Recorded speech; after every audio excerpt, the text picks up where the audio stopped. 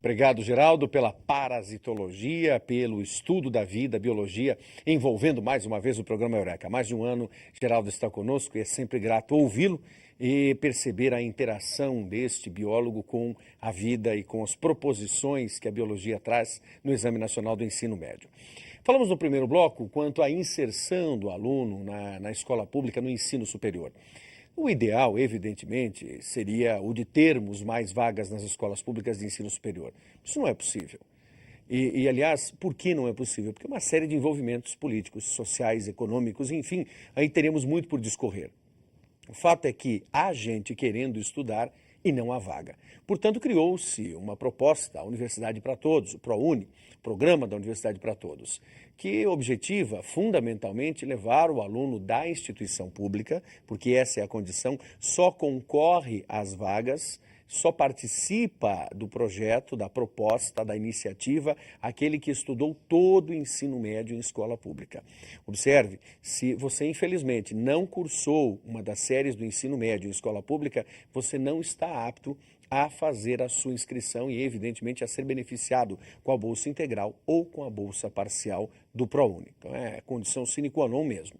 Um outro aspecto bastante importante para dizermos nesse momento é o fato de que as universidades que têm recebido alunos bolsistas do ProUni precisam ser avaliadas pelo governo e cobradas do governo, porque é dinheiro público que está sendo investido ali.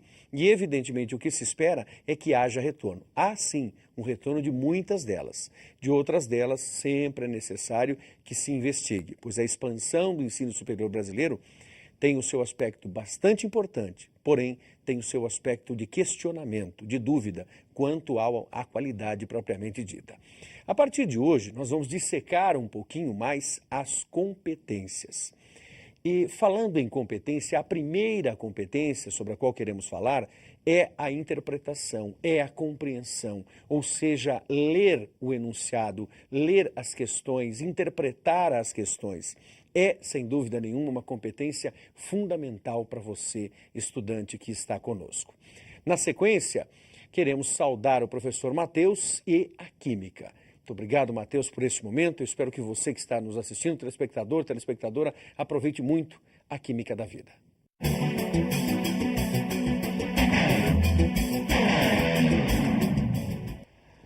Olá, sou o professor Matheus. Vamos falar aí um pouquinho hoje sobre a cinética química, que é o ramo da fisicoquímica que estuda a velocidade das reações. E para se falar em velocidade de uma reação química, nós temos que começar falando numa teoria que é a teoria das colisões.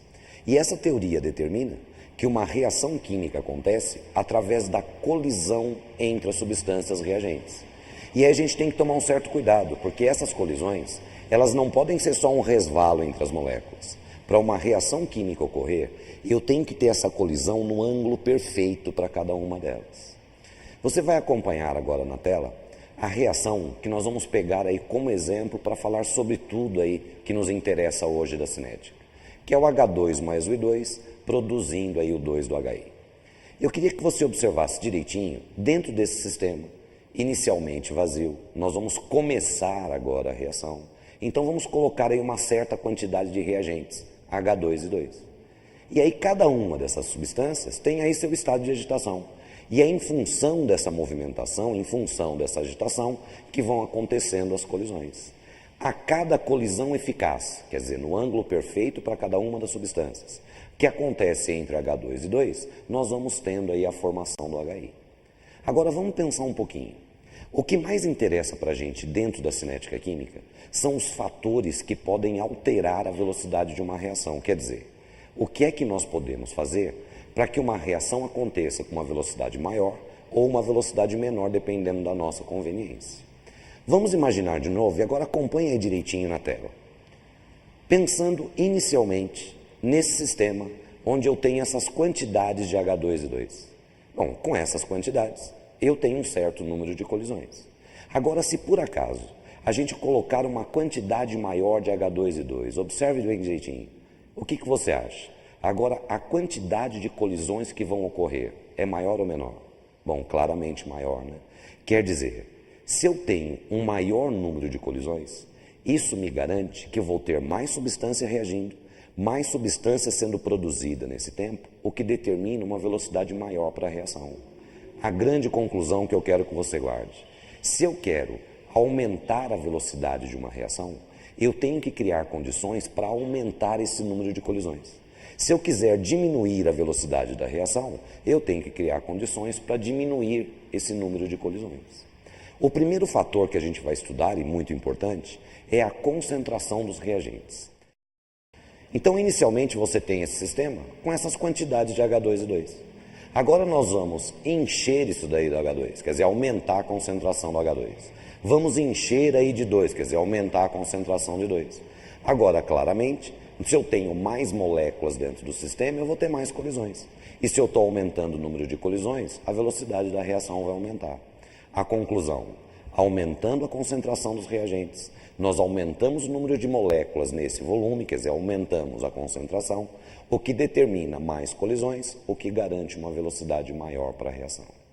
Um exemplo interessante de concentração de reagente ligada à velocidade são as reações de combustão. O oxigênio é um reagente na queima. Então, se eu quiser aumentar a velocidade de uma reação de combustão, basta eu aumentar a concentração de oxigênio junto à chama. Aquele churrasco que você estava lá na sua casa e o carvão estava demorando para queimar, estava demorando para sofrer combustão. Qual é o primeiro procedimento que se toma? É abanar, né? Porque a hora que você abana, você está jogando mais oxigênio na brasa. Aumentou a concentração dos reagentes, a velocidade da reação aumentou. Nós estamos agora no inverno, período de seca. E aí é muito comum a gente ver os repórteres dizendo assim: está acontecendo uma queimada. E o fogo está se alastrando rapidamente porque está ventando muito.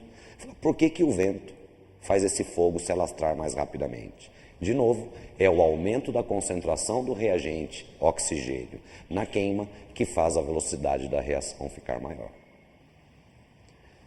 Um outro fator de alteração na velocidade que merece um destaque muito especial é a temperatura. Aliás, dentro da química, para cada temperatura nós temos uma história. Então, se aparecer escrito, mudou a temperatura, pode ter certeza que nós já temos aí uma nova situação. E a temperatura a gente tem que tomar um cuidado muito especial, porque ela acaba enganando a gente. Porque às vezes fala assim, ela não mudou muito. Então, as alterações que ela está trazendo não devem ser muito grandes. Eu queria colocar um exemplo para vocês. A sua temperatura interna é igual e constante a 36,5 graus Celsius. Aí você pega uma infecçãozinha boba aí, a temperatura vai para 38 graus. Aí você já está com febre, não é mesmo? E com essa temperatura de 38 graus, você mal consegue levantar da cama. Pois então, a sua temperatura normal era de 36,5. Para chegar a 38, aumentou quantos graus? 1,5 grauzinho. Quer dizer, 1,5 grauzinho de aumento na temperatura interna do seu organismo já é o suficiente para te derrubar. Será que você aguentaria uma temperatura interna de 42 graus Celsius? Não, né? Aí você morre. Fala, mas 42 graus é uma temperatura muito alta. Alta para quem parte do zero. Você que já tem 36,5, basta aumentar 5 grauzinhos e meio na temperatura, que já é o suficiente para acabar com o seu corpo. É aí que a gente tem que dar um destaque também para várias reportagens que você já viu que falam a respeito do aquecimento global, efeito estufa. Existem vários números, mas um dos números que surgem bastante é esse. O aquecimento global, a intensificação do efeito estufa, está aumentando a temperatura da Terra, em média, em 0,5 grau Celsius por ano. A hora que a gente vê uma notícia dessa, fala, mas está aumentando só 0,5 grau Celsius por ano. Parece que é pouco, né? Vamos pensar assim. 0,5 grau Celsius por ano. Em 10 anos haveria um aumento de quanto? De 5 graus. E aumentando 5 graus na temperatura interna do seu corpo, já era o suficiente para acabar com ele. Então, um aumento de 0,5 grau Celsius por ano é um aumento muito grande. Por isso, todos os alardes aí, protocolo de Kyoto, etc. Bom, mas com relação à velocidade das reações, como é que eu tenho a influência da temperatura? Você vai acompanhar agora comigo? Imagine essa situação, na temperatura que ela está aí, tem um certo estado de agitação. Aí nós vamos aquecer esse sistema. Se eu aqueço esse sistema, o que acontece com o estado de agitação das moléculas? Vai aumentar. E aumentando o estado de agitação, obviamente elas vão se colidir mais. Então quer dizer que o aumento da temperatura aumenta o estado de agitação das moléculas, o que determina o maior número de colisões. Mas ainda não é só isso. Quando você aumenta a temperatura, você aumenta a velocidade de cada uma das moléculas. Quer dizer, essas moléculas, elas vão se colidir, vão se chocar mais forte, quer dizer, com maior energia. Então, além de eu ter um número de colisões, um número de choques maior, essas colisões são mais energéticas, o que acaba determinando uma velocidade ainda maior para a reação. Aumentei a temperatura, aumentei o número de colisões, a velocidade da reação aumentou. Mas aí, é lógico que existem algumas exceções.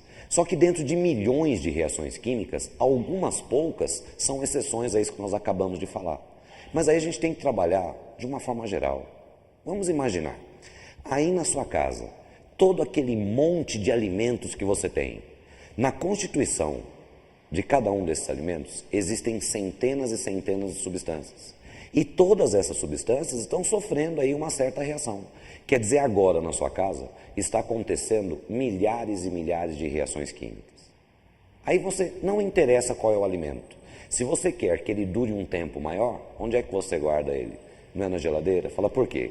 Porque na geladeira, numa temperatura mais baixa, o estado de agitação das moléculas é menor, o que determina um número menor de colisões. Quer dizer, a velocidade daquelas reações que fazem com que esse produto fique impróprio para o consumo vai demorar mais para acontecer. E por isso, você tem aí um tempo maior de durabilidade desse alimento dentro da geladeira.